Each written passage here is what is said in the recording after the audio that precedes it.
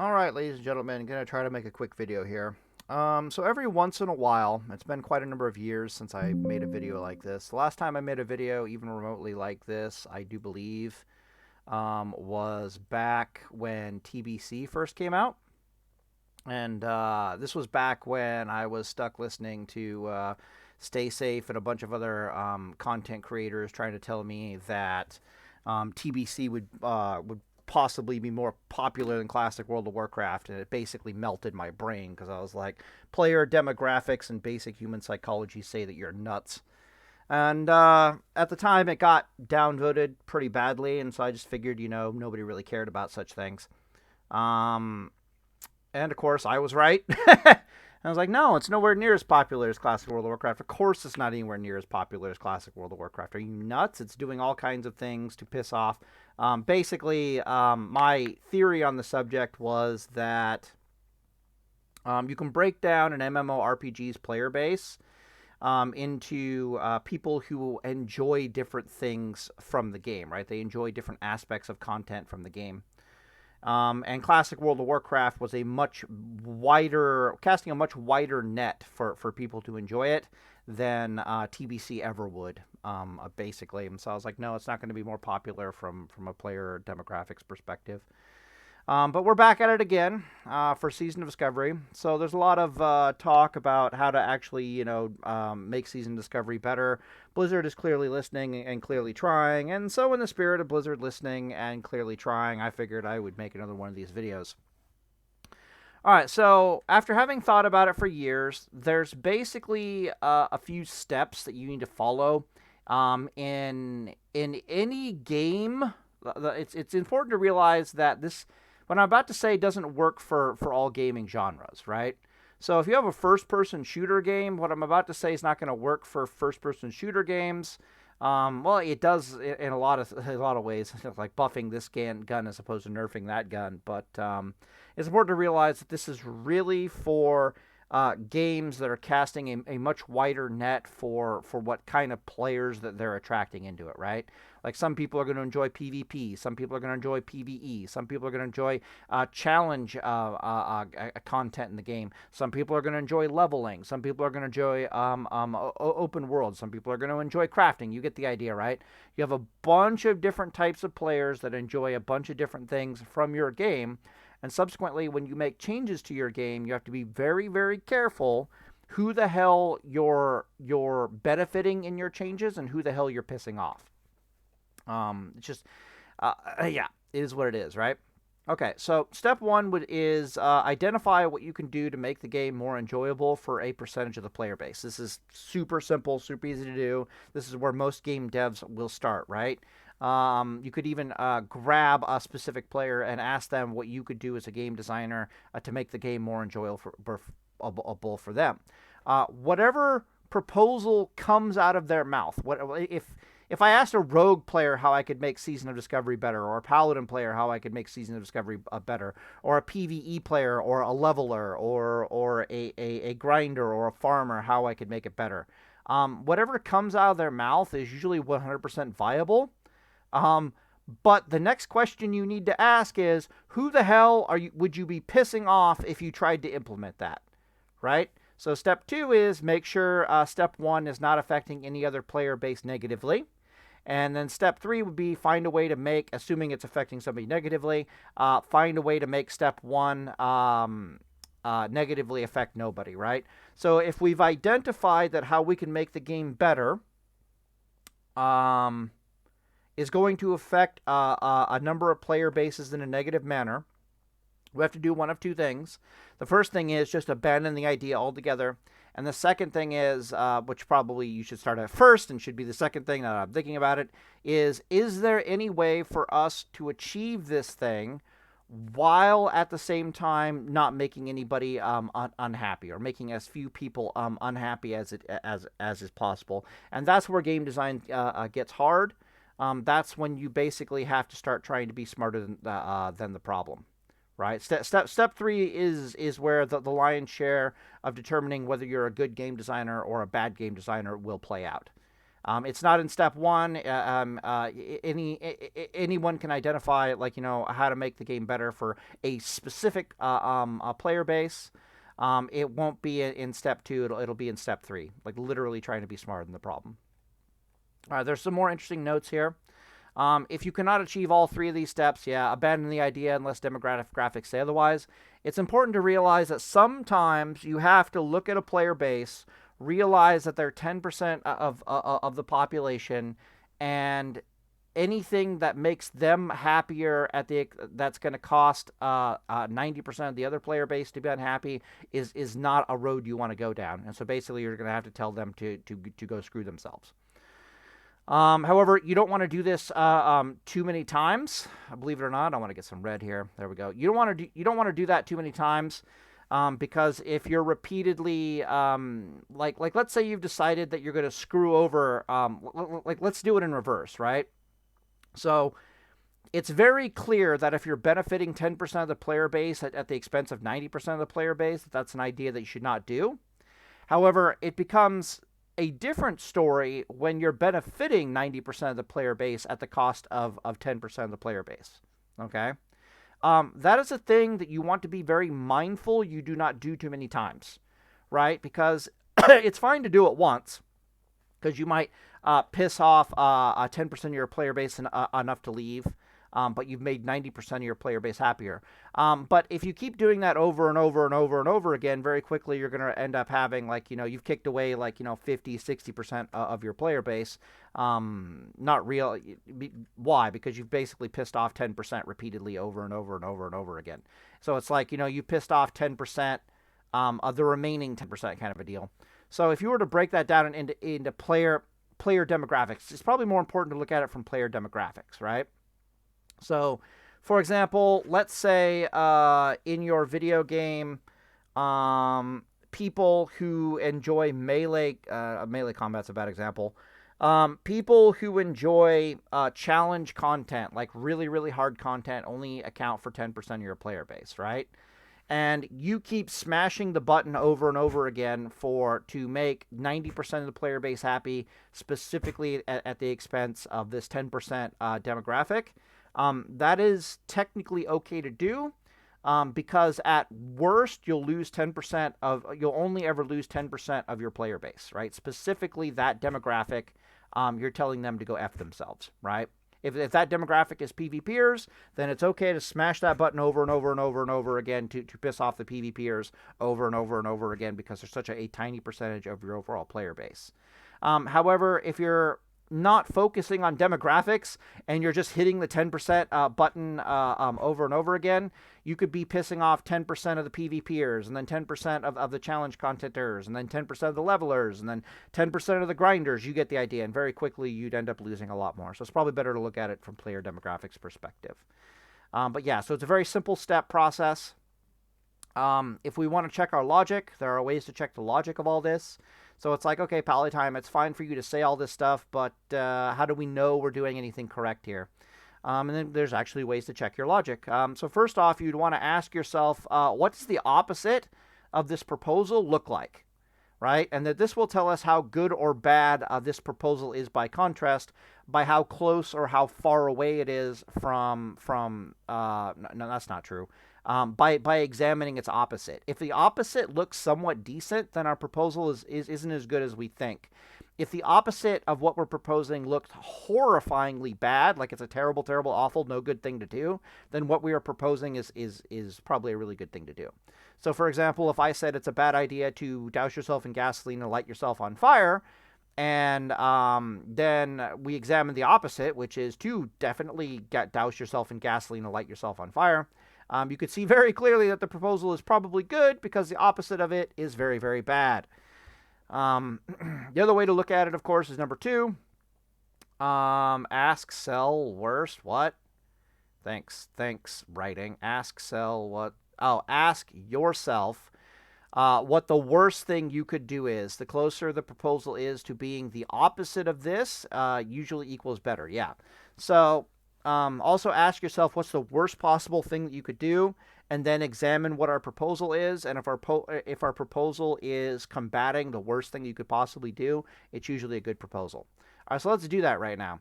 So step one, identify what you can do to make the game more enjoyable for a percentage of the player base. What is the opposite of that? The opposite of that would be you're trying to identify what you can do to make a percentage of the player base hate your game. Does that sound like a good proposal? Fuck no, it doesn't. So right now you can see that this proposal is probably pretty good.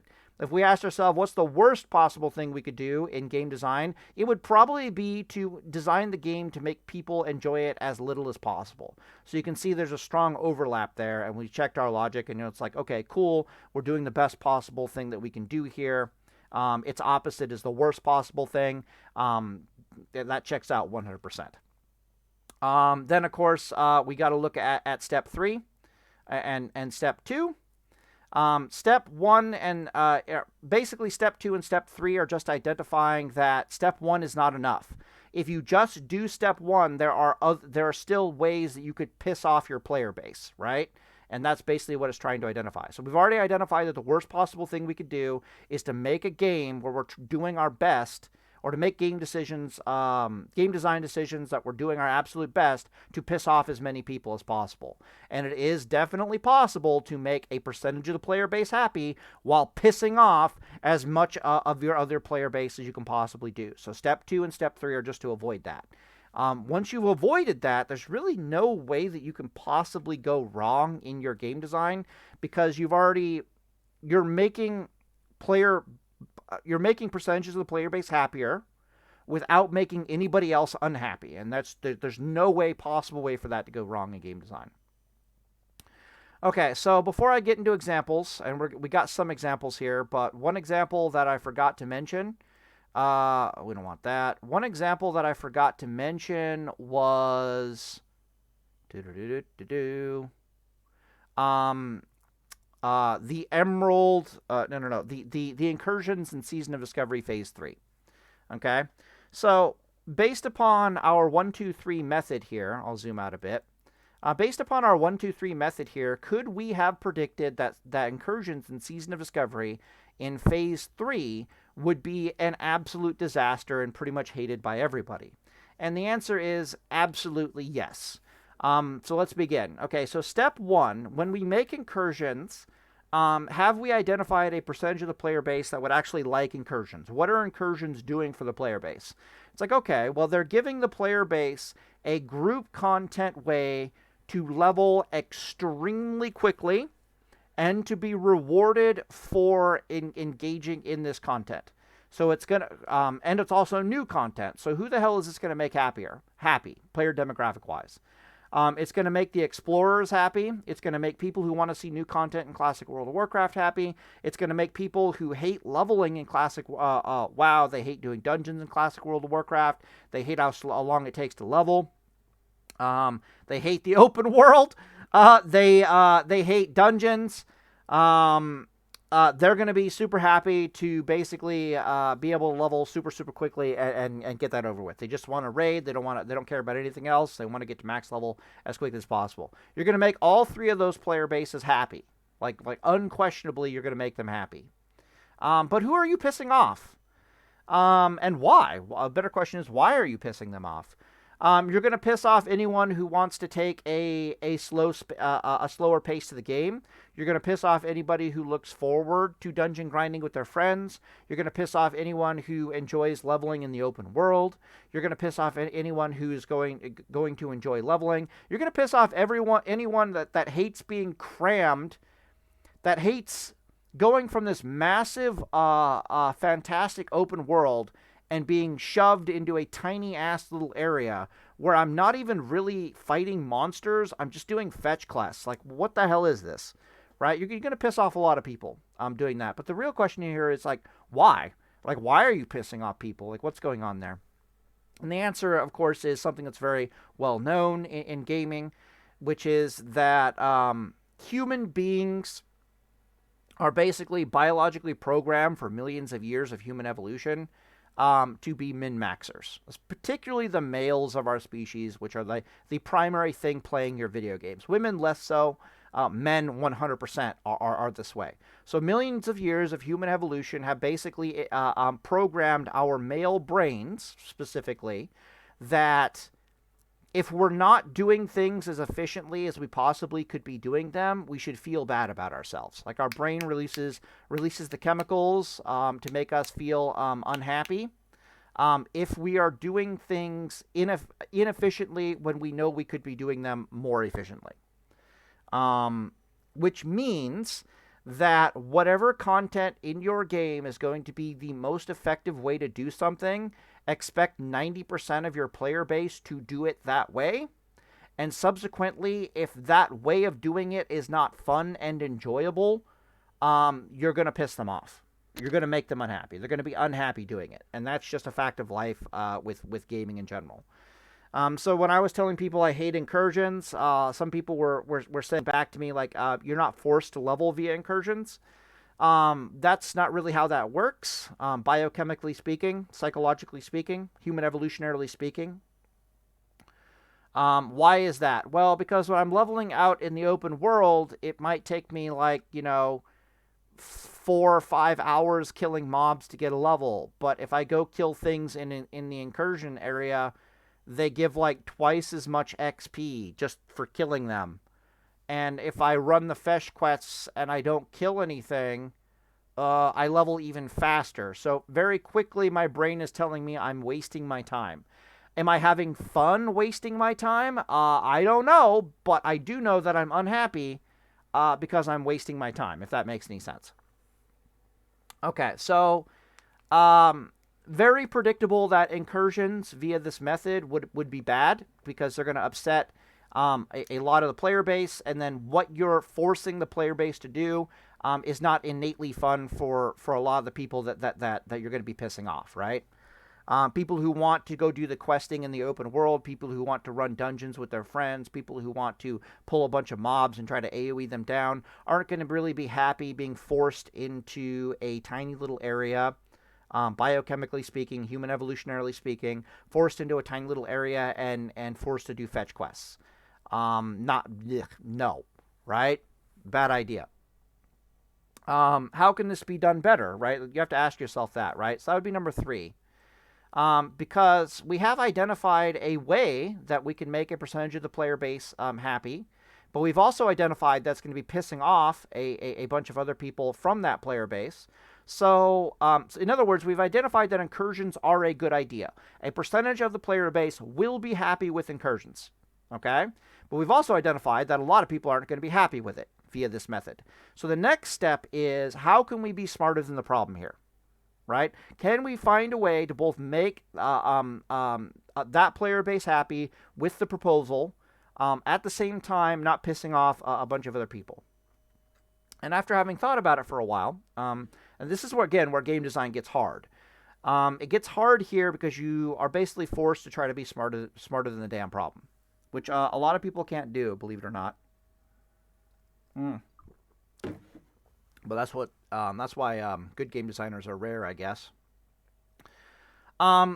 First, I want to identify that in classic World of Warcraft, like actual classic WoW, like no changes classic WoW, there's a very good rotation that exists in game between the dungeons and between open world leveling that we could lean into a little bit more, but basically already solves the problem of incursions, right? So in actual classic World of Warcraft, what's the best way to level in game? Well, it's usually to spam dungeons, but it's also to quest. So, for example, if you look at like the speedrunners that get to level 60 as quickly as possible, they're not really doing dungeons, other than to go in there like unless the dungeons also involve quests. 9 times out of 10, historically speaking, they've been in the open world doing quests as quickly as possible. And when they run out of quests, they do dungeons. And when they get enough levels again that they can go back to open world questing, they go back to open world questing. So what this means is you have this interesting formula, and I'm sure you've seen this if you've ever leveled in classic World of Warcraft, where the best way to level XP per hour is to do quests in open world. But there are not enough quests in open world for you to continue doing that.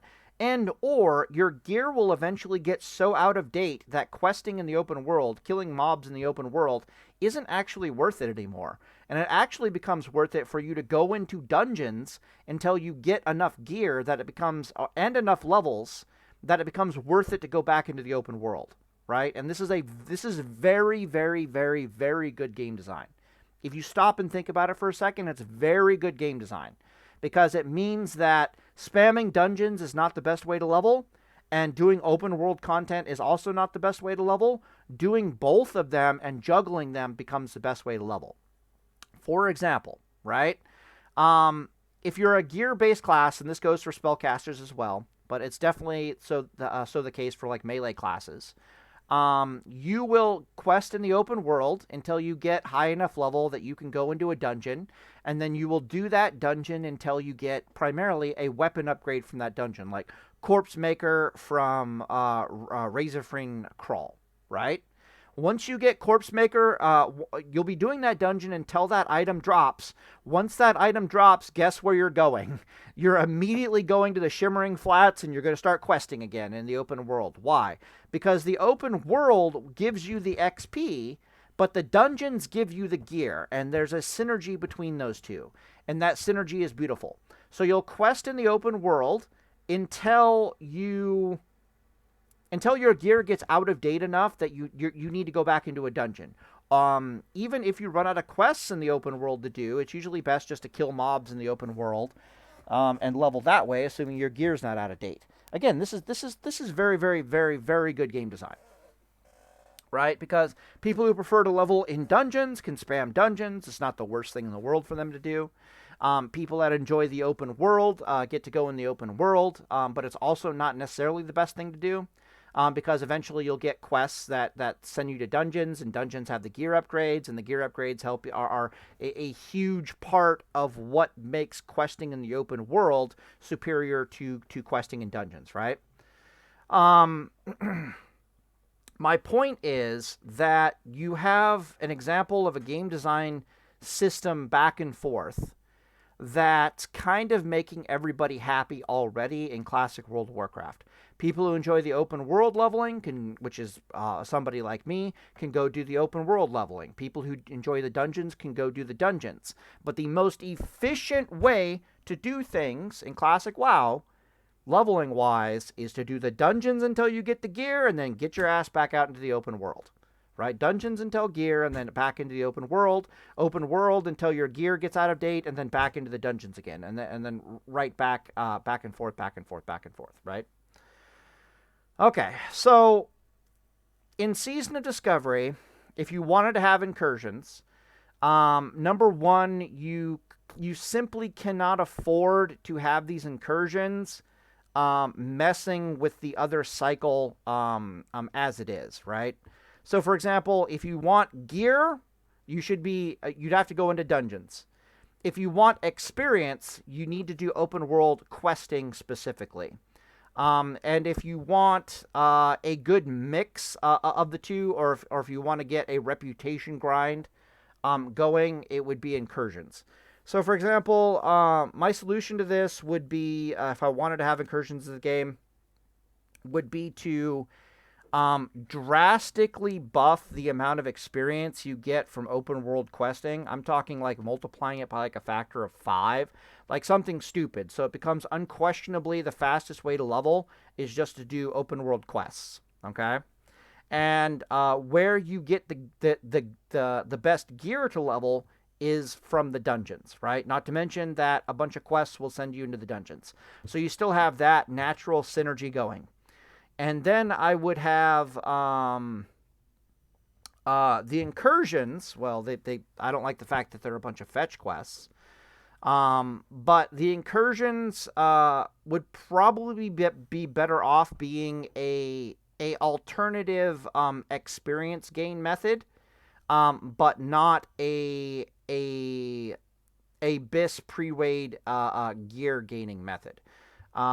Or something of that nature. So, for example, if I want pre-raid BIS gear, I have to do dungeons. I shouldn't be able to get BIS pre-raid gear by doing incursions. Because if you're telling Or you could do it either way. I really don't know. But you want to try to at least maintain that synergy and try to find some way to make incursions fit in the middle of that synergy. So I was thinking, in my mind, I was thinking that, what was I thinking? Incursions should not have been fetch quests. They should have been challenge content, if that makes any sense. You go in there with a group of 5, and it's actually kind of rough and hard in there, but you are rewarded. And you're rewarded primarily with experience and with reputation gains. I wouldn't lock pre-raid BIS gear behind it, but you could get pre-raid BIS gear fairly easy, even though it would be on par with the gear that you could get from dungeon grinding, if that makes any sense. But I would have made it challenge content, because the dungeons are not challenge content. The open world is definitely not challenge content in Season of Discovery. So there's this huge missing element of leveling off of challenge content that could make a sizable percentage of the player base actually happy. But the fastest way to level should have still have been questing in the open world. And then the best way to get gear should have been from dungeons, or the best way to get gear should be from the challenge world, the challenge content incursions. Now, why do I believe this? Because if you notice, there's no good way. There's no one way to do it. That's the absolute cancerous thing you want to avoid. Is there to be one best way to level, and every other possible way to level is terrible by comparison, right? So, for example, dungeons already give you gear in Classic World of Warcraft. They also give you your pre-raid BIS gear. If they also give you a lot of experience, that would break the game, right? Because there's no reason to go in the open world when the best gear you can possibly get and the best experience you can get comes from spamming dungeons. So you'd want dungeons to give gear, but not a lot of experience. The open world to not give gear, but give you by far the most experience, particularly in questing. And then the challenge gear, the challenge content or the incursions can sit comfortably in the middle of those two, if that makes sense. It will give you gear, but not as good, not your pre-raid BIS gear. It'll give you experience, but not as much experience as if you were in the open world with good weapons. Or you just make it challenge content, if that makes any sense. Okay. But as it is, they made it. They screwed it up, right? They made it the fastest possible way to level. They made it the best way to get your pre-raid BIS gear, to my knowledge.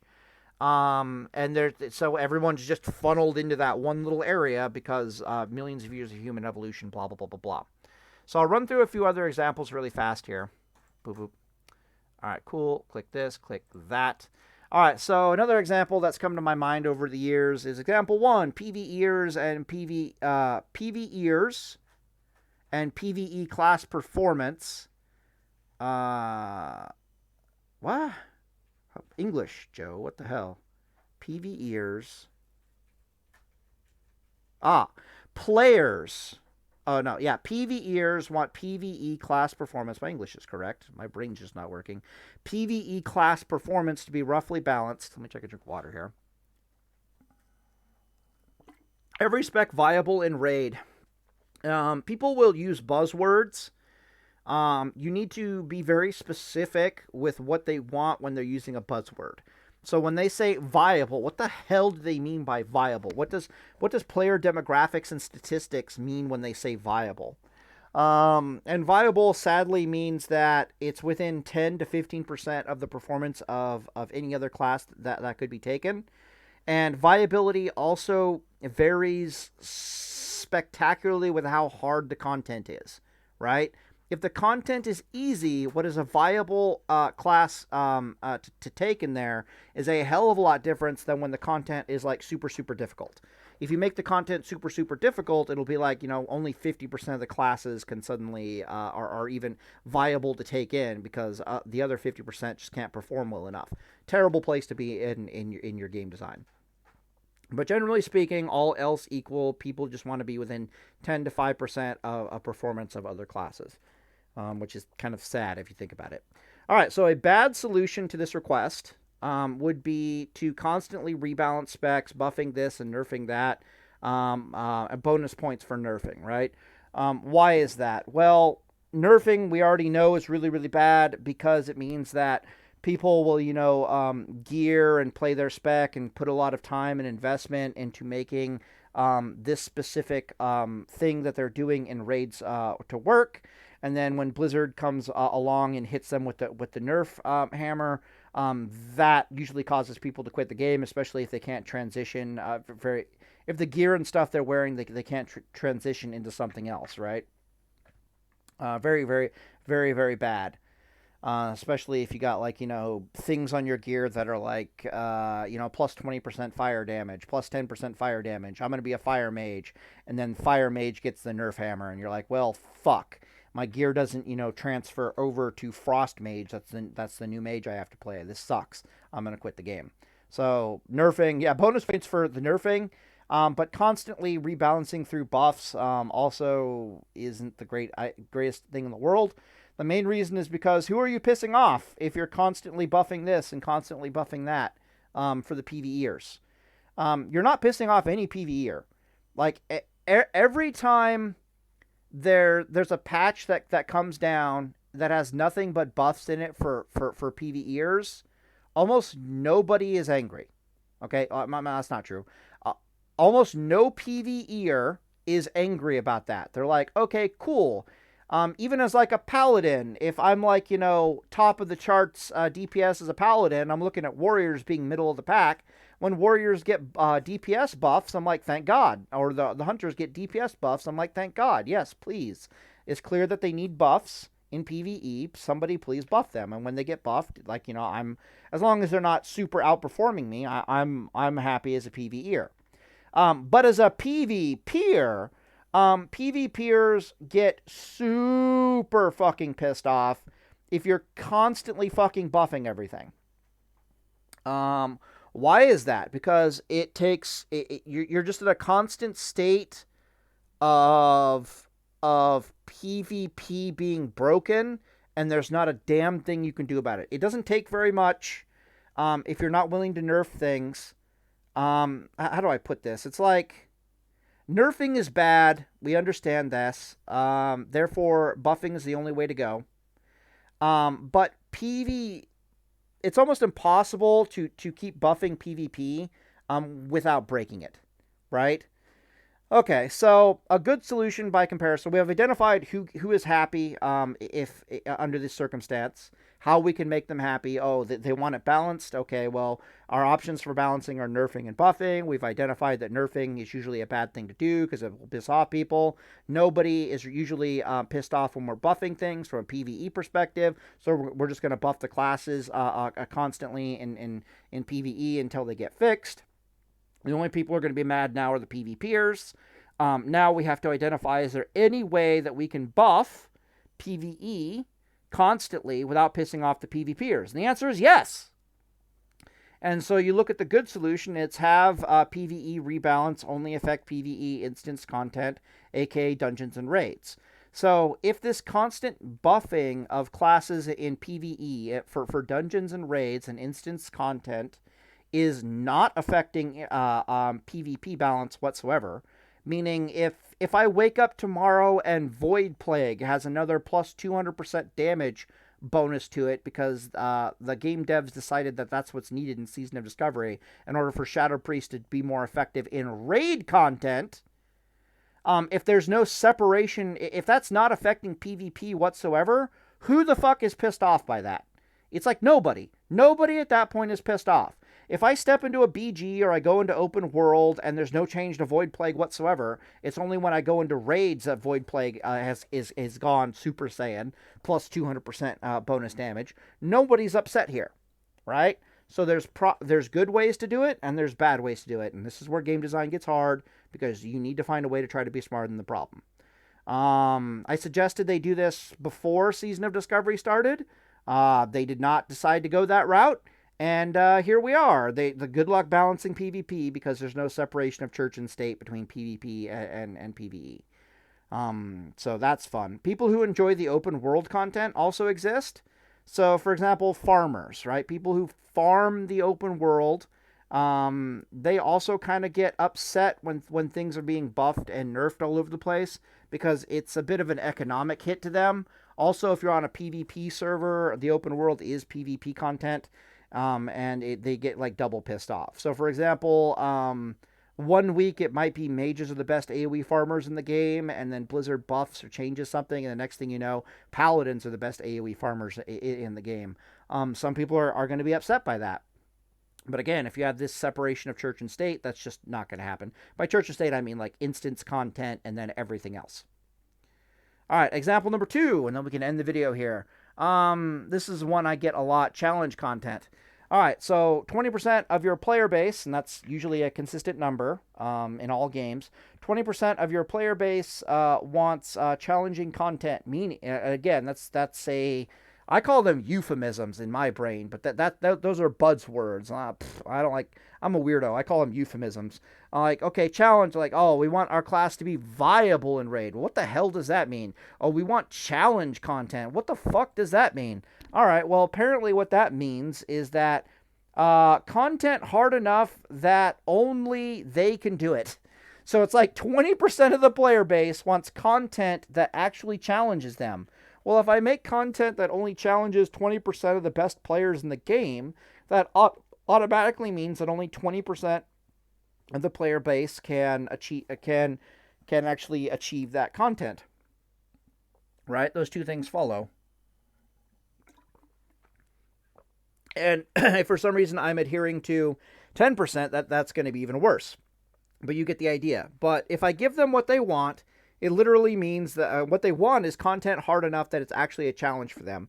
But what they don't realize is they're like the top 20% of the player base, which means that 80% of the player base is going to achieve the content. This will become exponentially worse.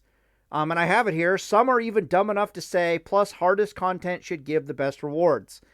Asmongold is famous for saying this back in the day. He has since come around, this not being the best idea in the world. But back in the day, especially when like Titan forging was in the game, I'm rolling my eyes. You can't see I'm rolling my eyes so hard right now. He was like, what the hell is wrong with the hardest content in the game giving the best rewards? Well, the answer is very simple. It's like, well, if it's the hardest content in the game, then not all of the player base can achieve it. And subsequently, you're locking something like 80% of the player base out from getting the best gear in the game. So that would be the bad game design.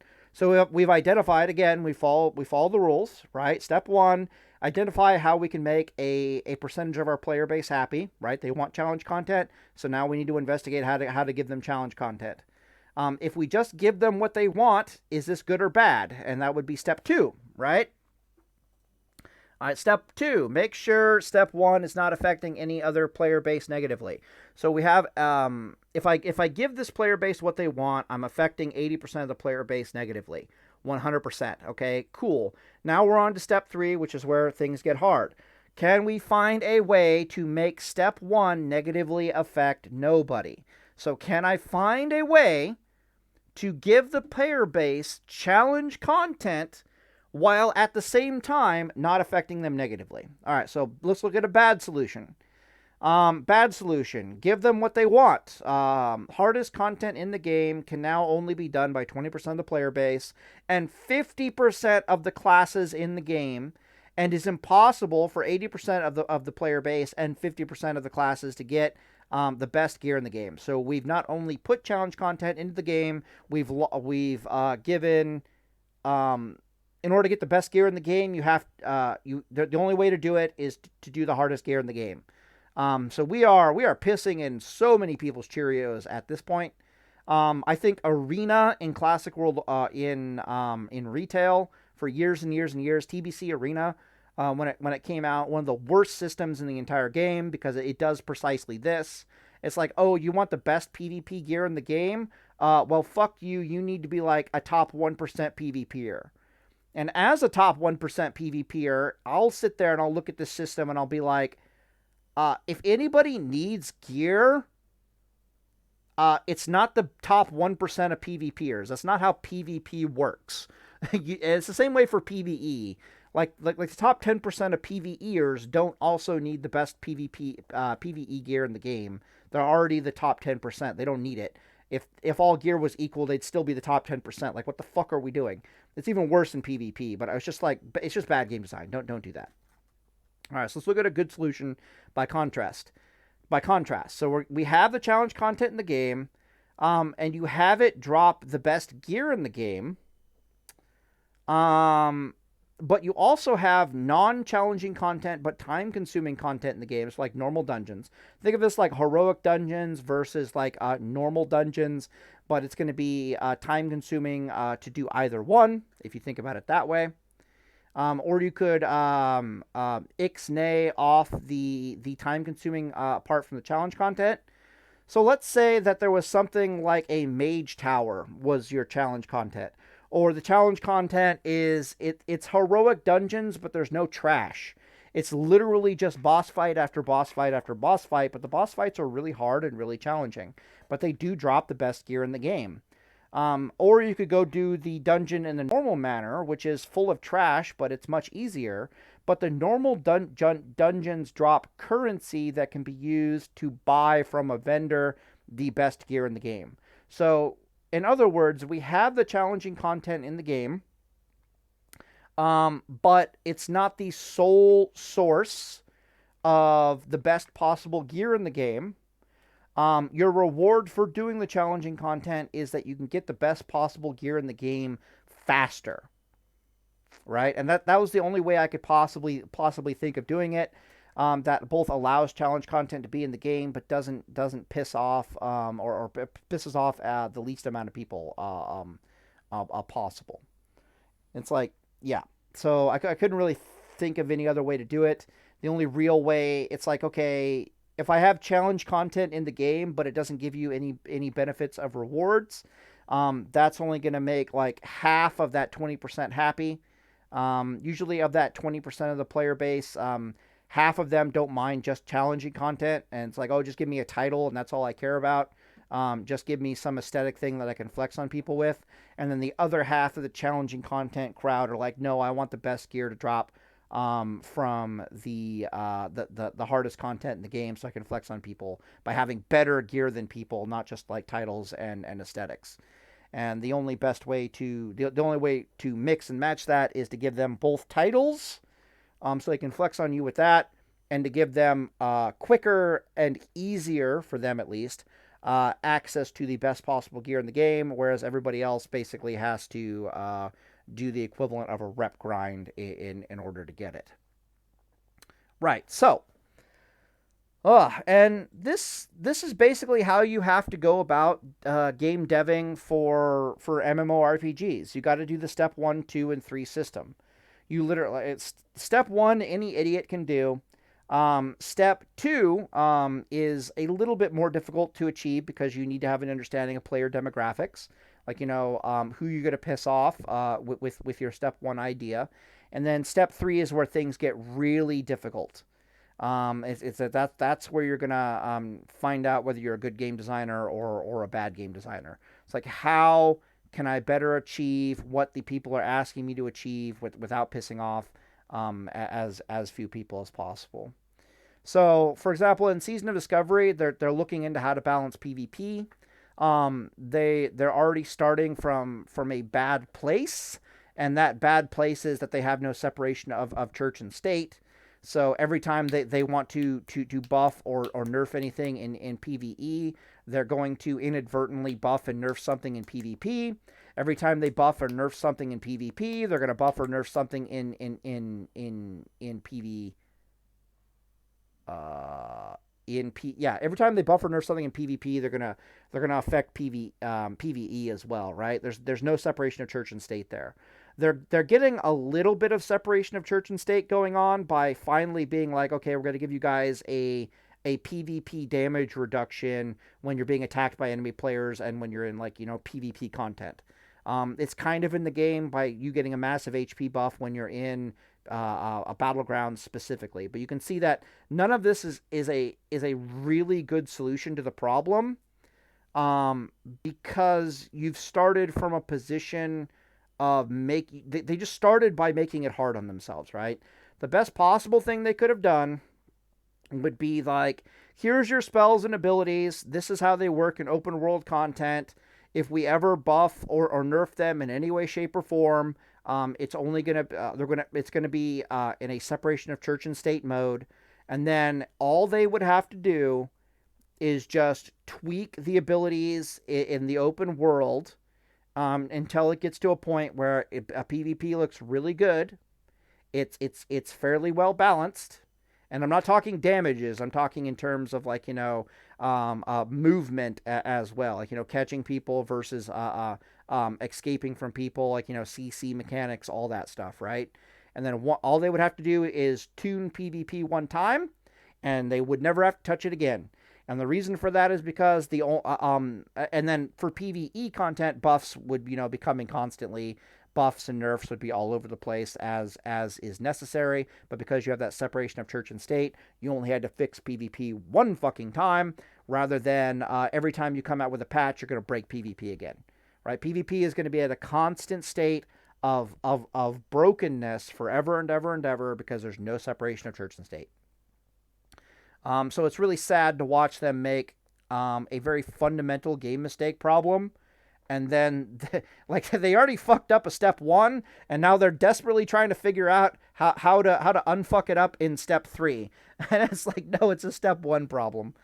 But anyways, I'll end the video here. It's probably getting pretty long. And Deus Vult boys, this is just my thoughts on the subject of MMORPGs in general. This stuff changes when you're in a different game genre, but the mechanics of it still also affect other game genres. So let's say you're in a first-person shooter game, right? Buffering or nerfing certain weapons will piss off people to varying degrees, right? Like, snipers versus like, noob tube explosives versus middle range combat versus up close and personal combat, if that makes any sense. And every change you make to one thing, you actually have to ask yourself, who are we making happy? Who is this happiness coming at the expense of? And then once you've identified who's not happy with this change, then you can move on to step 3, which is, how the fuck can I make X player base happy while at the same time not pissing off Y player base? You just have to do it. Have to do it. All right. Anyways, I'll end the video here, and Deus Vult boys. Probably just rambling at this point.